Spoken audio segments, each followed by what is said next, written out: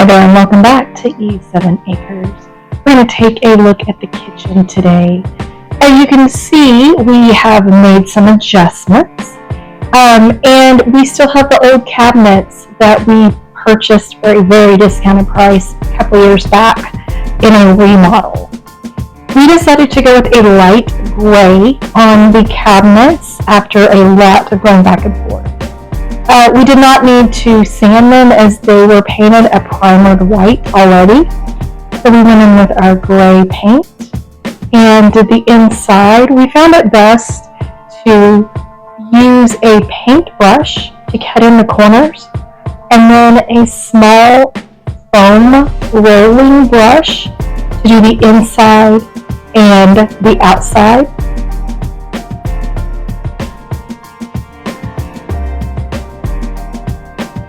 For the wall of the container that is seen in the kitchen, we decided to be bold and we went with a very dark charcoal gray black color. We weren't sure if we were going to like it, so we did start behind the refrigerator to see what it was going to look like.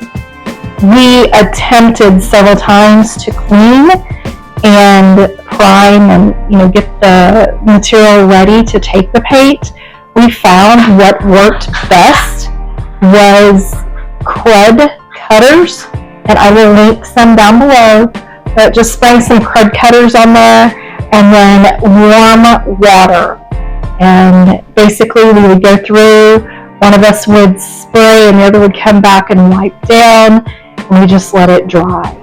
After it dried, we were able to come back in, of course, and do our painting.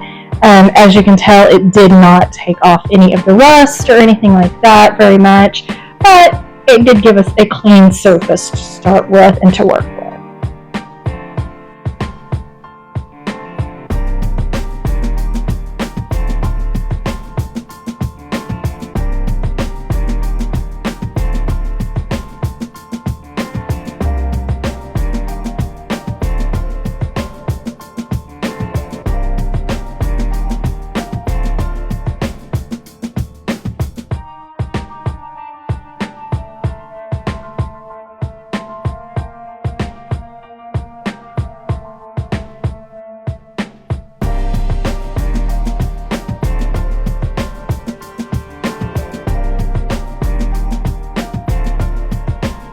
Just as with the cabinets, we also found that a very small brush worked well for the cut-ins, getting up underneath.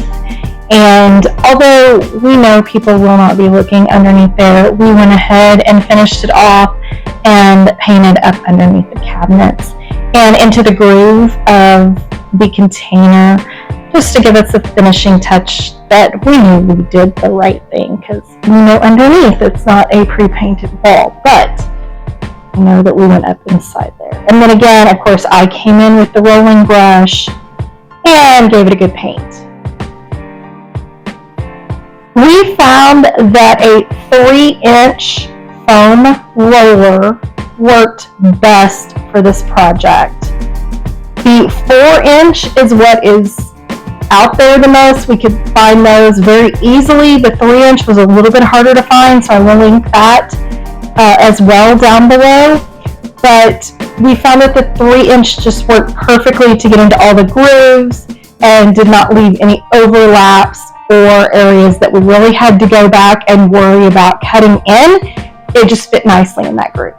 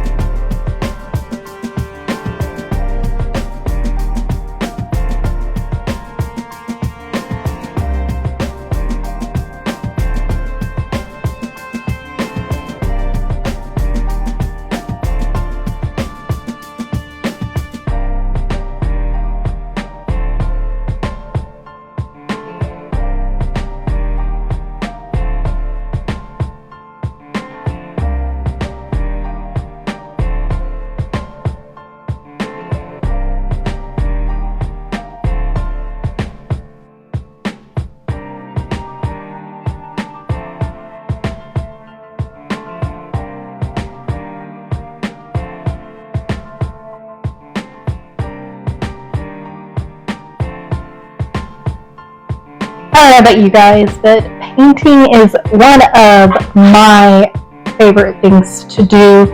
I just find it very relaxing, and especially when I know that I don't have to be very particular and I can just get in there. It's all going to be one color and just kind of get in my own little world and just paint away. So I really enjoyed painting the wall in the kitchen. Of course, James has to come in and inspect, and I always give him a hard time because, of course, of all places to stand, always goes right in front of me.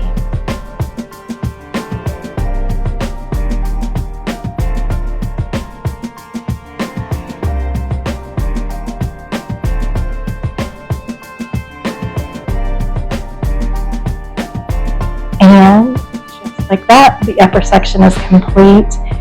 We had not yet finished the lower section, and we just went ahead and went in and finished it off with the exact same light gray, and we absolutely love the way it turned out. We love the way that the dark black wall contrasts with the natural wood of the ceiling,